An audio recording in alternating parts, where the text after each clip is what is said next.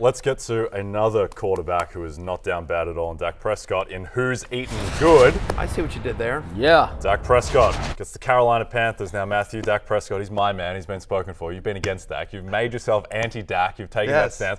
Dak Prescott's been the best quarterback in football across his past 4 games. Do you think he keeps it going against Carolina?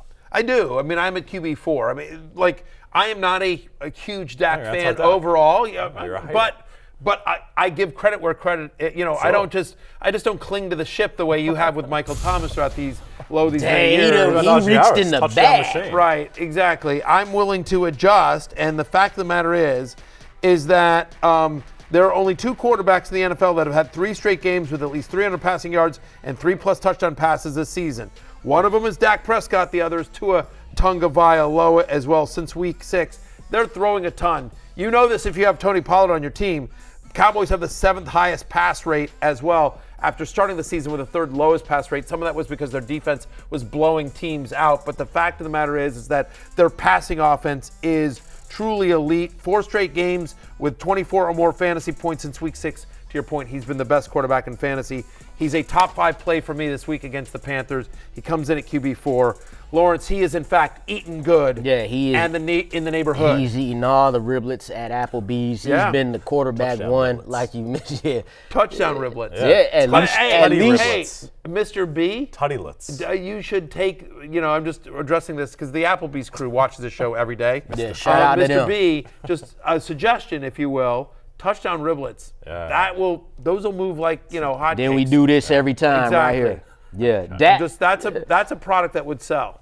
One more quick thing on Dak. They not only do they have Carolina this week, they got Washington the next. They got Seattle after that, who just got lit up by Washington. Then you got Philly, that's the worst pass defense in the league. Yeah. And then you got Buffalo, who's scrambling right now. These is 5, They fixed their defense. They fired Ken Dorsey. They're good. True. We forget about that. And let me ask y'all this, too. DraftKings has Dak Prescott, and we talked about this a couple of shows ago. DraftKings has Dak Prescott at 35-1 to win MVP plus 3,500. Josh Allen has the same number, but other guys that are ahead of him are Jared Goff, C.J. Stroud, Brock Purdy, and Christian McCaffrey.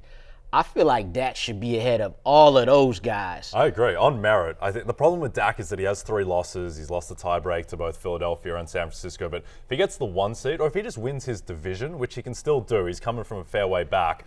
There is something that I think Dak has this arbitrary benchmark to clear because everyone's just accepted that he's not an MVP level player. He's just like the embodiment of above average, but not quite Mahomes or Burrow or even Lamar. So I think he's going to have a hard time, but I think 35-1 is too long. I agree. 35-1 too long, but I also think that again, MVP is somewhat of a narrative-based award, and I just think if they win the division, the credit will go to the defense as well. Like he's not going to get the full credit he deserves because they're going to be like, well, yeah, you guys have this elite defense and you beat up on the Giants and Washington and blah blah blah. If he blows out the Eagles, the narrative could change. But I don't even think you got to blow them out. They just got to split with them. Yeah, true. But if they win that game, like he threw for 300 against.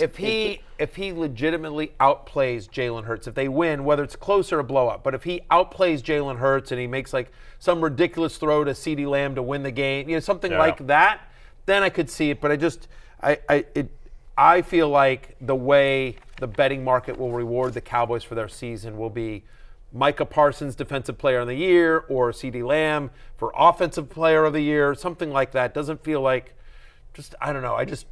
I feel like Dak as MVP would be tough. I will say this, though. The one last thing I'll say on Dak as an MVP candidate, the one positive in his direction is that he is somebody that has, throughout his career, done a ton for the community. Like he is a very generous man, and he's somebody that really gives back, and so he's won a bunch of community MVP and Good Guy awards, Walter Payton Man of the Year. So I do think that narrative goes into it. Like Dak's a good dude. Yeah, you know what I mean? Sure. But put it this way: the Cowboys are plus 350 to win the division, and Dak Prescott is 35-1 to win MVP. Those don't cohere. If he wins the division, he is right there. Let's get to Brian Robinson, Lawrence, who put on his Austin Eckler costume on the weekend. Didn't do much on the ground, but through the air, he was an absolute monster. We about to have to start calling him Brian McCaffrey. Career high, 119 receiving yards. His previous career high was 42, so he was definitely eating good against the Seahawks. Great play by Sam Howell there.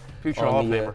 Yeah. And great job by Brian Robinson to finish off the run, but he's got the Giants coming up here, right? Look at them runs. He's got the Giants coming up here. He'll eat good against these Giants. I don't know how you feel about it after that Giants game, Matthew, at Dallas versus Miami. Then they got the bye, but at least for this week against the Giants, I feel pretty good about him keeping on eating good.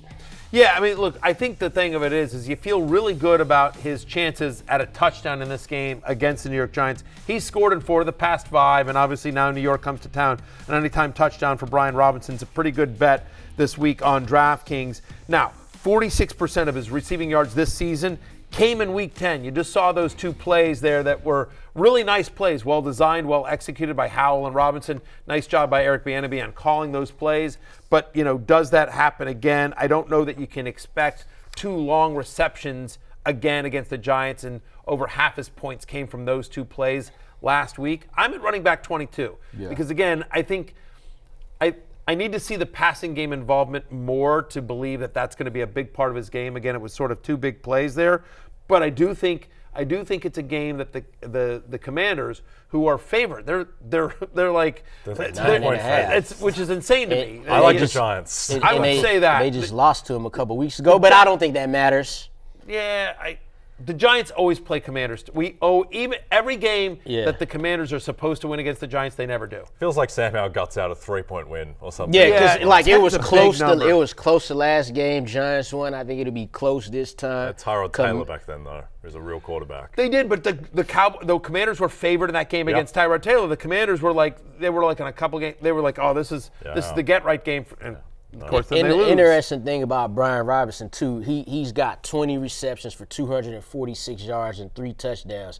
I think we felt like coming into the season that would be his full season receiving numbers. Yeah. So the fact that he's got 3 receiving touchdowns this year is just like a plus. Yeah. There's no question about it. Anyway, he comes in at 22. He's a low-end RB2, high-end flex for me. I think he gets in the end zone. I'm not totally buying the receiving work just yet, but in what should be a neutral or positive game script for Washington, they should be able to move the ball against the G-men. Yep. Okay, our last man eating good. A lot of people talking about CD Lamb having 3 straight games of 150-plus yards. Well, Noah Brown somehow can match that this week with a favorable matchup, Matthew, against the Cardinals. It's weird. A lot of people don't think Noah Brown and CeeDee Lamb are kind of the same player, but you just made that comparison interesting quite a bit. Noah Brown, who used to play with CeeDee Lamb, former Cowboy. Noah Brown, now further south in the state of Texas with the Texans. So I think what's positive here is that there's a lot of yards after the catch, and they're also throwing deep to him. Like, there are only 2 wide receivers in the NFL in Week 10 that had more deep targets than Noah Brown, who got 5 of them. We're defining deep targets as 15 or yards more downfield. You mentioned the yardage, 24 more fantasy points in back-to-back games. Now he's home to Arizona in a game which we talked about. 47.5 is the over-under. The Cardinals are the 28th scoring defense over the last month as well. They're a bottom 5 scoring defense. We expect a lot of points in this game. Having said that, Nico Collins is back. Tank Dell is back. They've been running the ball well. As Denny Carter likes to say, it's a run funnel defense. I think they have success running the ball with Devin Singletary. Love a good run funnel.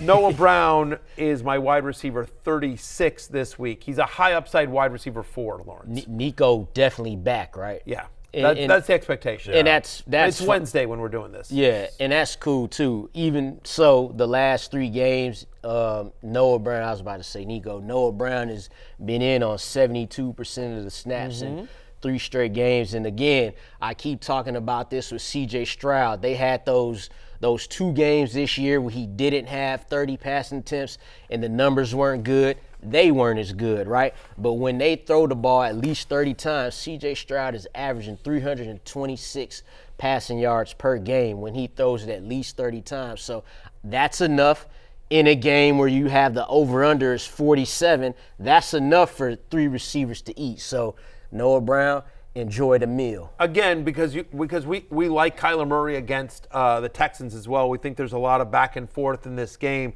Stroud versus Murray going back and forth. And so I think what's encouraging is, again, the yards after the catch. Again, like you'll see my ranks, right? I mean, Noah Brown's ranked behind Tank Dell and Nico Collins for me this week. Right. But if you're in that range, if you're in a deeper league and you're looking around and you're like, can I use Noah Brown again? I do think of the wide receivers in that range, that 30 to 40 range, he's got as much upside as any of them. Yeah. And the key with CJ Stroud is just you give him a clean pocket and he's as good as anyone. Not super worried about Arizona's pass rush on the weekend. Hey, it's Matthew Berry from NBCSports.com and RotoWorld.com, and I want to thank you so much for watching whatever it is you just watched, or if nothing else, being too lazy to click out of the autoplay after this video started, after whatever it is you actually wanted to watch finished.